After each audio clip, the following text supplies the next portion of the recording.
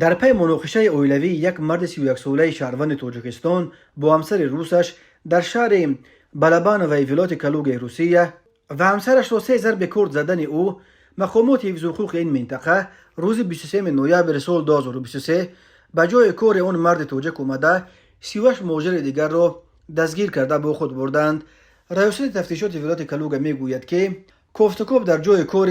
مرد دستگیر شده بخشی از عملهای تفتیشاتی بوده از جانب مفتشان این نهاد و با کمک دیگر نهادهای حفظ حقوق با مقصد جمع‌آوری دلیل‌ها صورت گرفته است. این نهاد میگوید 38 مهاجر همکار مرد تاجیک دستگیر شده را جهت تفتیش تا کجا قانونی بودن بود و باش آنها بردند، اما معلوم نیست که تا کجا قانونی بودن یا نبودن بود و باش این 38 مهاجر و درست بودن یا نبودن حجت‌های آنها چه ربطی به جنجال اولیوی اون یک مرد با زنش دارد و تفتیش حجت‌های این مهاجران چه کمک به تفتیش این پرونده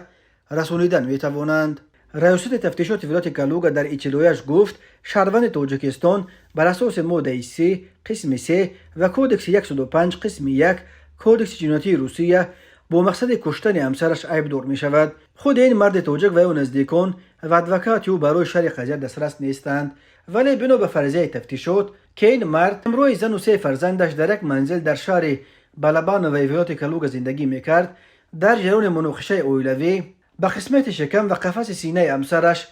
4 ضرب کور زده است. سبب مناقشه زن و شوهر که با چنین عاقبت خونین آورد گفته نشده است، ولی زن را با جراحت‌های وزن جسمانی به بیمارستان بردند و تنها کمک سری وقتی طبیبان سبب شده است که او از مرگ نجات بیابد. شوهر را بلافاصله بعد این مناقشه دستگیر کردند تا انجام تفتیش به حبس گرفتند. رسانه‌های محلی خبر دادند که همسر این مهاجر تاجیک روس بوده است.